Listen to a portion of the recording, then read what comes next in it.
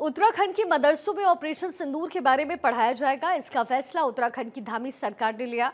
इससे बच्चों को देश के सैनिकों के बलिदान और शौर्य के बारे में पता चलेगा।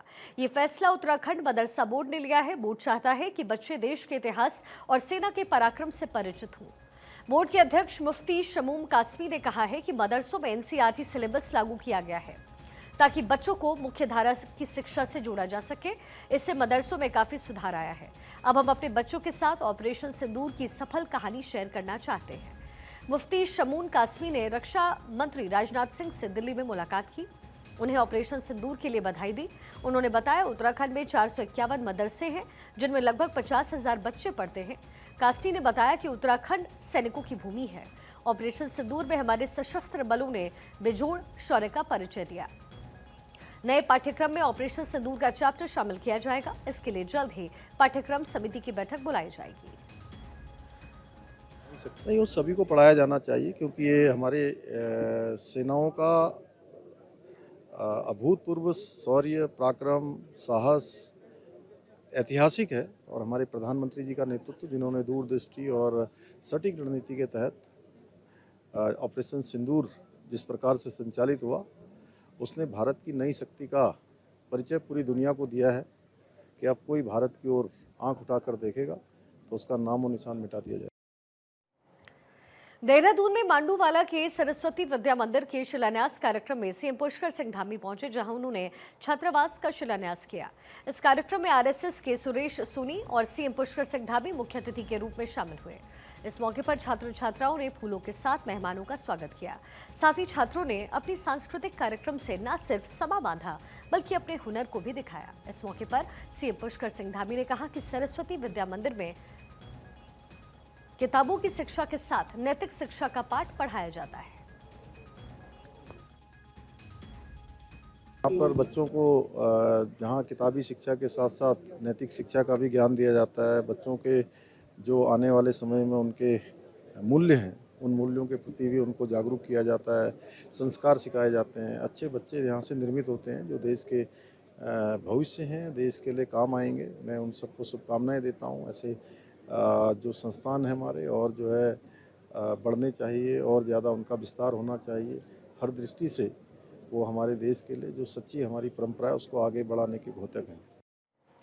सरकार जनता के द्वार कार्यक्रम के तहत आज अल्मोड़ा के विकास खंड में एक शिविर का आयोजन किया है। इस शिविर में जिले के प्रभारी और मंत्री डॉक्टर धन सिंह रावत ने ऑपरेशन सिंदूर की सफलता के लिए देश के बहादुर सेना को सलाम किया और देश के बहादुर सेना के जज्बे को नमन किया।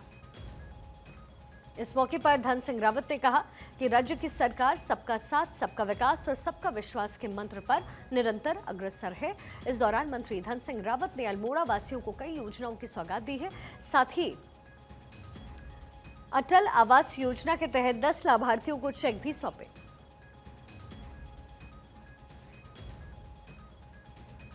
उत्तराखंड में बर्ड फ्लू को लेकर के वन विभाग और स्वास्थ्य विभाग ने सतर्कता बढ़ा दी है।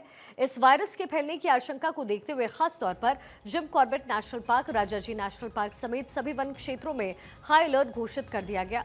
बर्ड फ्लू एक संक्रामक बीमारी है जो कि मुख्य रूप से पक्षियों को प्रभावित करती है, लेकिन कुछ मामलों में ये इंसान और जानवरों में भी फैल सकती है, जिससे स्थिति गंभीर हो सकती है। कॉर्बेट नेशनल पार्क, जो कि देश के सबसे प्रसिद्ध टाइगर रिजर्व्स में से एक है, वहां विशेष रूप से अलर्ट जारी है। पार्क में स्थित रेस्क्यू सेंटर में इस वक्त कई मांसाहारी जानवर जैसे कि बाघ, तेंदुआ, भालू आदि की देखरेख हो रही है। इन जानवरों की सुरक्षा को देखते हुए पार्क प्रशासन ने सख्त दिशा निर्देश जारी किए।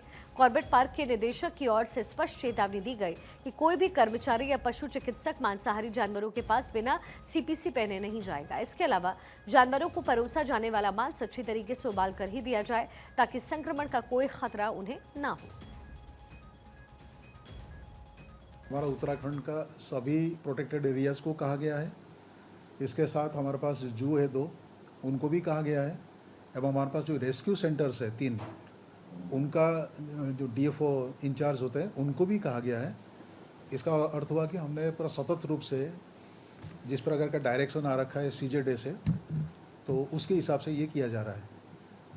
क्योंकि टाइगर का डेथ हुआ है उत्तर प्रदेश में, तो हमने किसी प्रकार का कोई चांस नहीं ले सकते।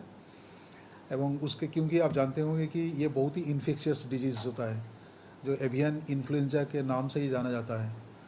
तो उक्ता अनुसार हमने सभी हमारे ऑफिसर्स को बता दिया गया है कि जो प्रोटोकॉल पशुपालन एवं डेयरी विकास भारत सरकार के द्वारा दिशा निर्देश दिए गए हैं तो उसके अनुसार ये कार्रवाई करेंगे।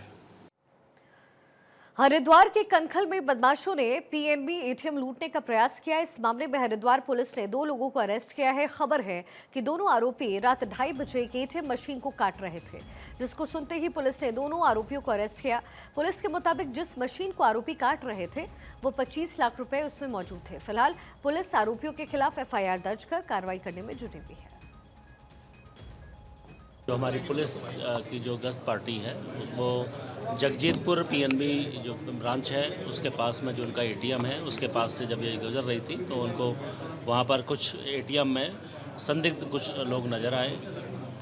पार्टी द्वारा तत्काल उसको कॉर्डन ऑफ करके अन्य पुलिस बल को बुलाया गया।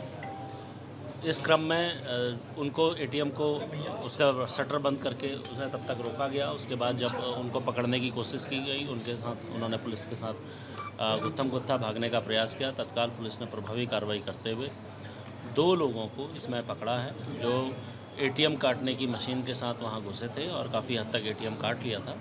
एटीएम में 25 लाख रुपए के आसपास उस समय पड़ा था जो पुलिस की टीम की सतर्कता की वजह से बच गया है।